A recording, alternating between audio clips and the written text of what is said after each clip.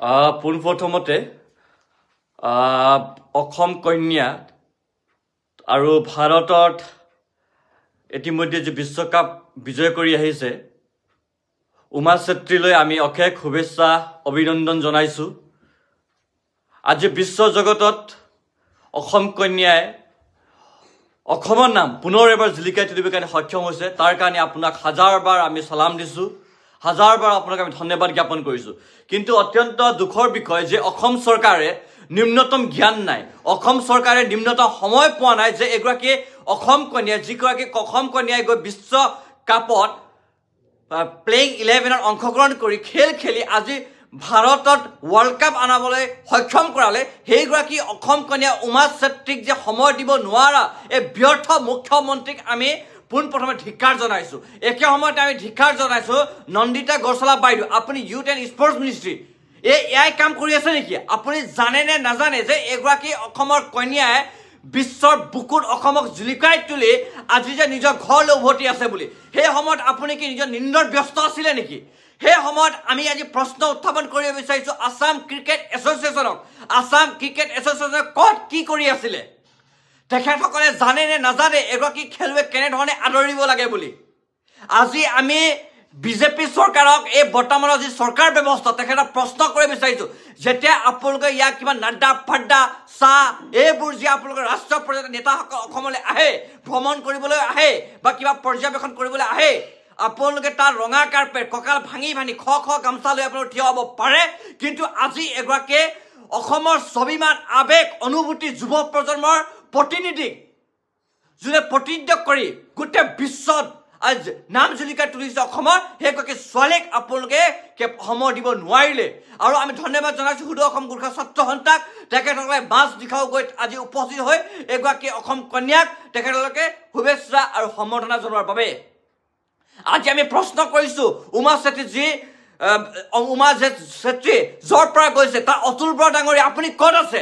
আপোনাক প্ৰশ্ন উত্থাপন কৰিব বিচাৰিছোঁ। আজি ক'ত গৈছে চৰকাৰত থকা এই মন্ত্ৰী অমলাসকল? আমি দেখিছিলোঁ বহুতো মন্ত্ৰীসকলে তেখেতসকলক যেতিয়া কেপ দিছিলে ৱৰ্ল্ড কাপ খেলিবৰ কাৰণে ফেচবুকত ভিডিঅ' আপলোড কৰিছিলে, কিন্তু আজি এই মন্ত্ৰীসকল ক'ত আছে? ইয়াৰ প্ৰশ্ন উত্তৰ বিচাৰিছোঁ। আজি গণেশ লিম্বু ডাঙৰীয়া আপুনি খবৰ পাইছিলে নে পোৱা নাছিলে যে অসম কন্যা উমা চেত্ৰী অসমলৈ আহি আছে বোলে? আৰু আপুনি যে cricket association youth ministry youth and affairs মিনিষ্টাৰক অসম চৰকাৰক এই কথাটো আপোনালোকে জনাইছিলে নে জনোৱা নাছিলে? ভাস্কৰ শৰ্মা ডাঙৰীয়া আপোনাৰ দায়িত্ব আছিল নে নাছিলে? সেই প্ৰশ্নবোৰ আজি সুধিব বিচাৰিছোঁ। আজি গোৰ্খা জনগোষ্ঠীয় যি গোৰ্খা উন্নয়ন পৰিষদ বনাইছে সেই পৰিষদৰ চেয়াৰমেন ডাঙৰীয়া আপুনি কোনখন পৃথিৱীত ব্যস্ত আছিলে? সেই প্ৰশ্ন আজি আমি উত্থাপন কৰিব বিচাৰিছোঁ। আজি কেৱল মাত্ৰ ইয়াত উমা চেত্ৰীক অপমান কৰা নহয়, ইয়াক আমি ভাবোঁ যুৱ প্ৰজন্ম উঠি অহা প্ৰতিগৰাকী খেলুৱৈক অসমীয়া জাতিক স্বাভিমানক প্ৰতিনিধি কৰা এগৰাকী কণ্ঠক আপোনালোকে অপমান কৰিছে, কাৰণ প্ৰতিভাক আপোনালোকে অপমান কৰিছে। আৰু এই প্ৰতিভাক অপমান কৰাৰ কিন্তু আপোনালোকে ক্ষমাযোগ্য নহয়। ধিক্কাৰ জনাইছে এই চৰকাৰক। আৰু ডক্টৰ হিমন্ত বিশ্ব শৰ্মা ডাঙৰীয়া আপুনি ব্যস্ত হৈ থাকক বিহাৰৰ নিৰ্বাচনক লৈ, আপুনি ৰাজনৈতিক অংকক লৈ ব্যস্ত হৈ থাকক, কিন্তু আজি এগৰাকী প্ৰতিভাৱান খেলুৱৈক যে আপোনালোকে ৱেলকাম কৰিব লাগে বুলি আপোনালোকে আজি সময় দিব নোৱাৰিলে। আৰু ইয়াত পূৰ্বতেও এনে বহুতো খেলুৱৈসকল আছে যি খেলুৱৈসকল আপোনালোকে বাৰম্বাৰ অপমান কৰিছে।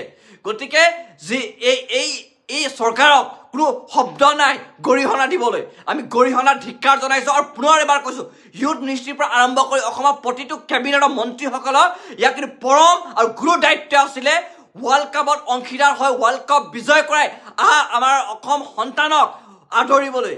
কিন্তু দুৰ্ভাগ্যজনক কথা এইখন অসমত এনে এখন বিষয়াৰ অমলা হাতৰ ব্যৱস্থা আছে যাৰ হাতত আজি সময় নাই এইখন গামোচালৈ আদৰিবলৈ। এয়া হৈছে অসম চৰকাৰ আৰু এয়া হৈছে যুৱ প্ৰজন্মৰ চৰকাৰ।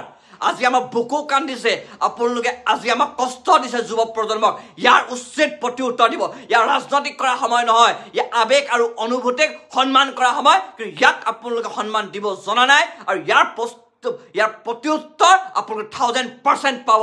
আৰু পুনৰ এবাৰ কৈছোঁ এই জনগোষ্ঠীৰ পৰা প্ৰতিনিধি কৰা জনপ্ৰতিনিধিসকল আপোনালোক ধিক্কাৰ গৰিহণা যোগ্য জনাইছোঁ আপোনালোকক।